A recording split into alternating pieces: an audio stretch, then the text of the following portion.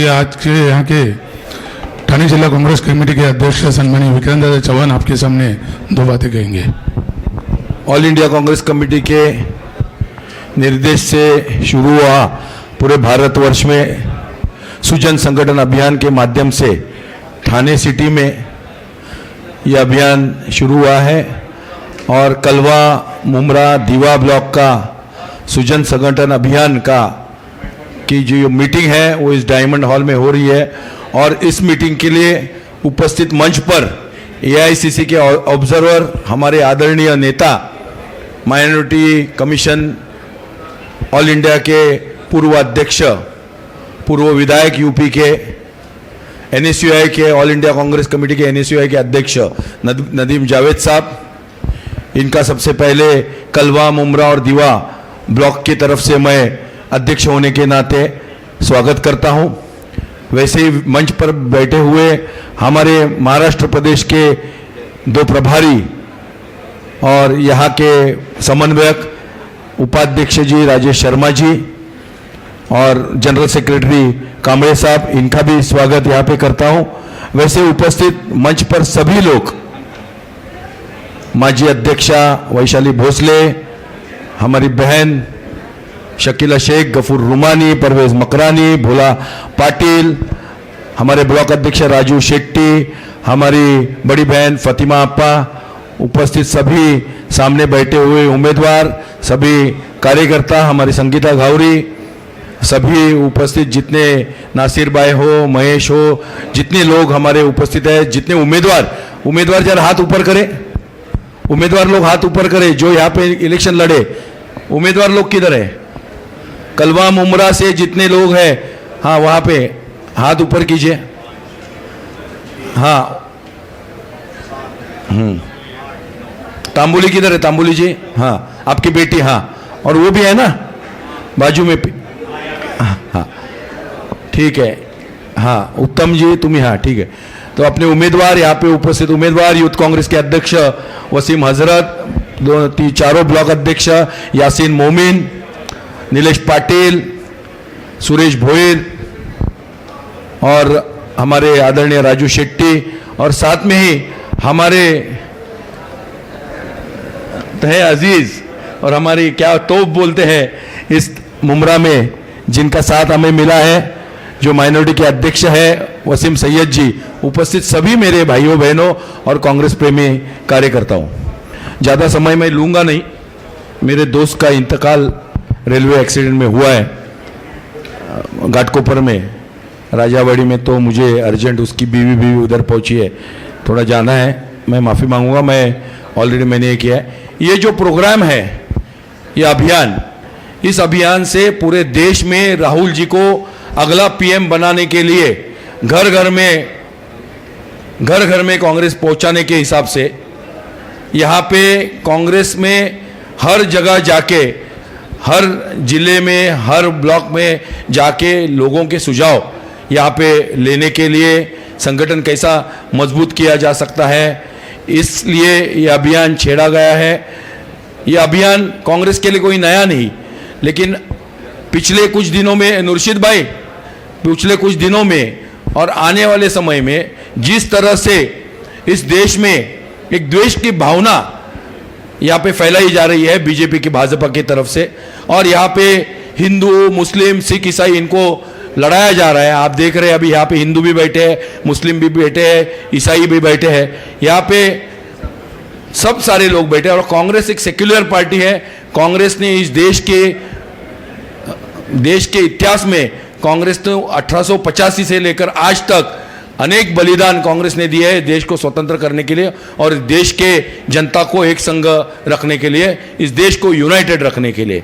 और मैं समझता हूं कि आगे चलकर भी कांग्रेस ही एक ऐसी विचारधारा है जो देश को, महंगाई का एक बड़ा मुद्दा है, भ्रष्टाचार का बड़ा मुद्दा है, बेरोजगारी का बड़ा मुद्दा है भारत देश के सामने, जो स्कैरसिटी है, अभी गैस की स्कैरसिटी है, पेट्रोल की स्कैरसिटी है, डीजल की स्कैरसिटी है, ये तो रहेगा ही।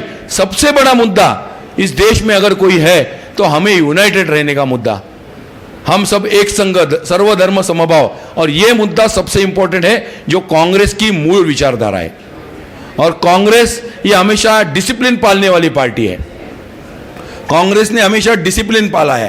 कांग्रेस में डिसिप्लिन के अलावा सबसे इंपॉर्टेंट बात होती है, और डिसिप्लिन को मद्देनजर रखते हुए ही यहाँ पे सेक्युलरिज्म का नारा देते हुए कांग्रेस ने हमेशा, आपने देखा भारत जोड़ो न्याय यात्रा हो, भारत जोड़ो यात्रा हो, किस तरीके से राहुल जी ने पूरे देश भर में यहाँ पे आके एकता का नारा दिया, भारत जोड़ो का नारा दिया। मुमरा में भी राहुल जी आके गए, कलवा भी राहुल जी आके गए। तो इस माध्यम से हमें सबको एक रह के आगे आने वाले समय में इस मुमरा में, इस कलवा में, इस दीवा में, इस कौसा में, और साथ ही पूरे थाना में और पूरे महाराष्ट्र में और देश में कांग्रेस एक संघ कैसे रह सकती है, ये इसके बारे में हमें सुझाव देने हैं, इसके बारे में हमें प्रयत्न करने हैं। खास करके मुमरा ये माइनॉरिटी बेल्ट है, और माइनॉरिटी के साथ हमेशा कांग्रेस रही है, ताकत से खड़ी रही है।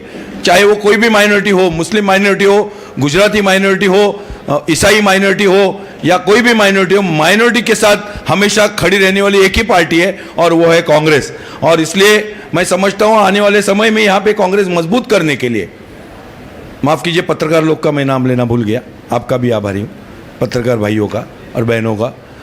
तो कांग्रेस मजबूत करने के लिए क्या क्या सुझाव देने हैं, इसी सुझाव के माध्यम से यहाँ पे एआईसीसी ने इतने बड़े नेता को इस थाना में भेजा है।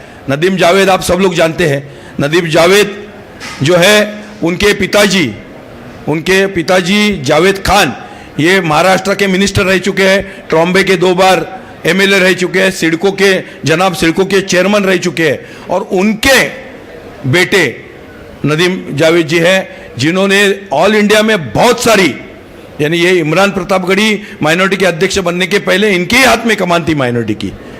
और इनका स्पीच आप सुनेंगे, अभी जो स्पीच देंगे, एक जबरदस्त वक्ता करके ये है, इनकी जो पकड़ है। अभी ये आसाम, तेलंगाना में ये खुद स्टार कैंपेनर थे, तेलंगाना में एआईसीसी के सेक्रेटरी इंचार्ज भी थे साहब। और आने वाले समय में मैं समझता हूं कि यहाँ से जो इनको ऑब्जर्वेशन मिला है, ये ऑब्जर्वेशन एआईसीसी में वो रखेंगे, और यहाँ पे थाना में और नवी मुंबई के भी वो ऑब्जर्वर है। तो कैसे ये संगठन जो यहाँ पे हम कंपटीशन में है, बड़े बड़ी पार्टियां यहाँ पे है, एनसीपी है मुमरा में, थाना में और मुमरा में भी शिंदे गट हावी है, साथ में अपनी लड़ाई घड़ी के साथ भी है, अपनी लड़ाई एमएम के साथ भी है, अपनी लड़ाई भाजपा के साथ में भी है। यहाँ पे भले भाजपा कम है, लेकिन इन सब के साथ लड़ाई हमारी है, और इस लड़ाई को जीतना है तो एक ही विचारधारा हमें साथ देगी, एक ही विचारधारा हमारे काम में आएगी, वो है secularism. Unitedly we stand, divided we fall. आज देश एक संघ है, आज चारों तरफ से दुश्मन हावी हुए हैं, आप देख रहे हो।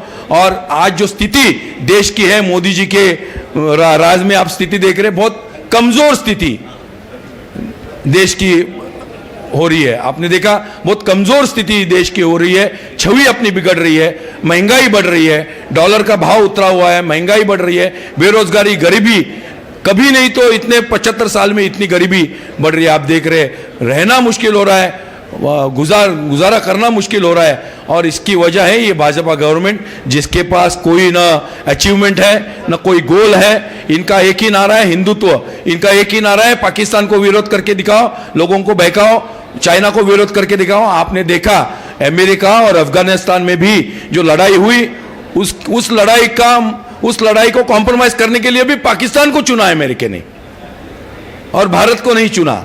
और ये मोदी जी रोज जाके ट्रंप के तलवे चाटते हैं। तो ये बेइज्जती है हम इसमें अपने आप में। और मैं समझता हूं 2014 तक कांग्रेस ने जितने काम किए, आने वाले इस 11 सालों में पूरे काम की बर्बादी या पूरी छवि भारत की इन्होंने बिगाड़ने का काम मोदी और अमित शाह ने किया है। आप देख रहे हैं महाराष्ट्र में कैसी परिस्थिति है, एक डर का माहौल सब जगह है, और उस डर के माहौल के खिलाफ राहुल गांधी लड़ रहे हैं, राहुल जी लड़ रहे हैं, अकेले लड़ रहे हैं। और हमारा ये कर्तव्य बनता है हर कार्यकर्ता का कि हमारे आपस के मतभेद बाजू में रख के हम राहुल गांधी के हाथ कैसे मजबूत करें, इसके बारे में सुझाव हमने नदीम जावेद साहब के सामने, राजेश शर्मा साहब के सामने, कामले साहब के सामने हमें रखने हैं। मैं ब्लॉक अध्यक्षों से, सभी उम्मीदवारों से, सभी माइनॉरिटी सेल के अध्यक्ष से, बैठे हुए मंच पर सभी नेतागण से यही विनती करूंगा कि आप वन टू वन बात करने वाले हैं, आप उनको सुझाव देना चाहिए कि किस तरह से संगठन, झगड़ा करने के लिए पूरी जिंदगी पड़ी है,